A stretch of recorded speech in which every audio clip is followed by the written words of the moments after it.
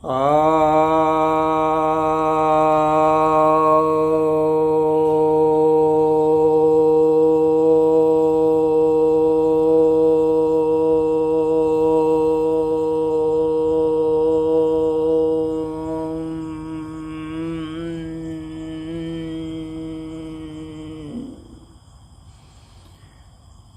भक्तजनों को सप्रेम नमन। भक्तों, आज मैं आपके समक्ष श्रीमद् भगवद गीता के चतुर्दश अध्याय के सप्तम श्लोक की व्याख्या करने जा रहा हूँ।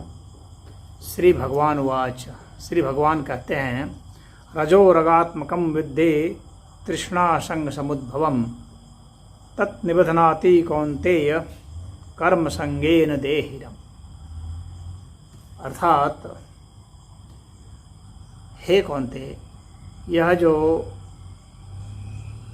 रजोगुण है यह राग को उत्पन्न करता है। यह राग के द्वारा उत्पन्न होता है और यह जो तृष्णा है उसके साथ जो हमारा संगपन है उसको यह उत्पन्न करता है, आसक्ति को उत्पन्न करता है और आसक्ति के द्वारा यह उत्पन्न होता है। ये दोनों ही तरफ से समझना है आपको। और इसके बंध जाने से क्या होता है, इसके साथ जब हम बंध जाते हैं तो क्या होता है कि यह जो देही है, जीवात्मा है, वह कर्म के साथ बंध जाता है और कर्म फल के साथ भी बंध जाता है। यहाँ पर भगवान बतला रहे हैं कि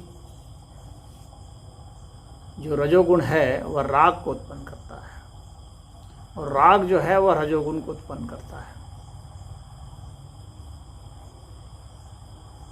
राग का अर्थात कोई भी घटना हो, कोई क्रिया हो, कोई वस्तु हो, कोई व्यक्ति हो, कोई विचार हो, कोई भाव हो, उससे उसके प्रति जो है अपने प्रियता की भावना बना लेना कि यह मेरे लिए प्रिय है और यह अपेक्षा करना कि यह बचा रहे और यह बढ़ता भी रहे उत्तरोत्तर और इसके जैसे ही और विचार, भाव, वस्तु या जन या प्राणी या घटनाएं आती रहे। यह जो है राग है।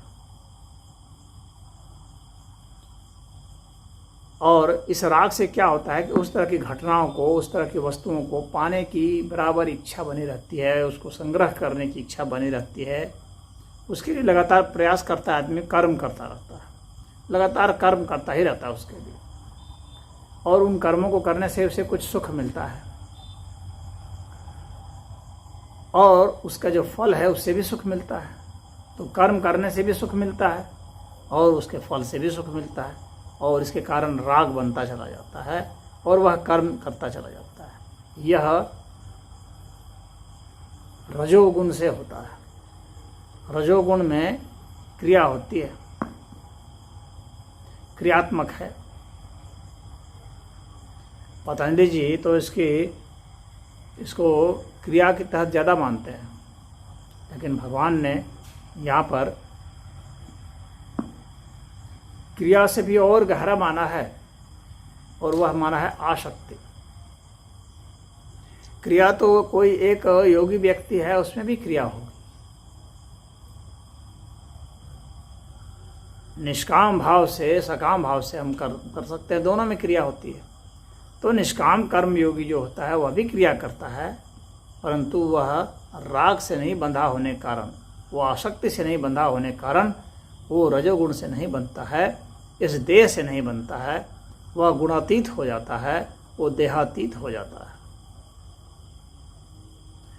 तो यहाँ जो है तृष्णा संग समुद्भवम, तृष्णा के साथ उसका बंध जाना, आसक्ति के साथ बंध जाना, यह जो है, यह राग जो है वो तृष्णा को उत्पन्न कर दे, वहाँ से फिर वह कर्म उत्पन्न कर दे, फिर उनसे, उन कर्मों से फिर तृष्णा की उत्पत्ति हो और फिर जो है राग की उत्पत्ति हो। यह एक तरह से साइकिल चलता रहता है कि राग से ये जो है कर्म उत्पन्न होंगे, कर्म से राग उत्पन्न होगा, रजोगुण से राग, तृष्णा और कर्म उत्पन्न होंगे और कर्म से फिर तृष्णा, राग और रजोगुण उत्पन्न होंगे। ये चक्र चलता रहता है, मनुष्य फंस जाता है। इसे बहुत लोग कर्म करते रहते हैं, उन्हें यह मौका नहीं मिलता है अपने जीवन में कि अपने लिए कुछ कर सकें, अपना उद्धार कैसे कर सकें। वह कर्मों के जाल में फंस करके फिर दम तोड़ देता है।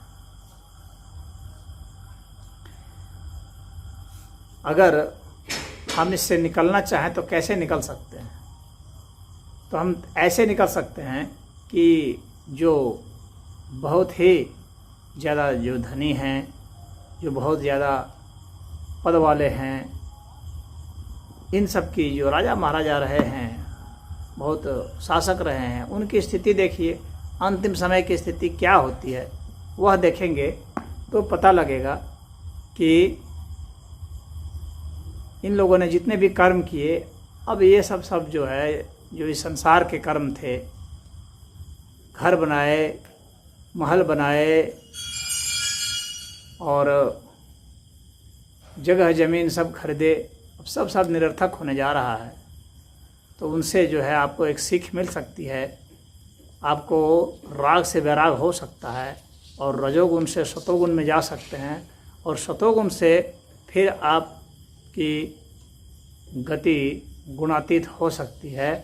तो भगवान का यहाँ संदेश है कि जीवात्मा इस तरह से अपनी प्रगति कर सकता है, अन्यथा वह अपने शरीर से बंधा रहता है, अपने शरीर के प्रति उसमें राग की भावना बनी रहती है।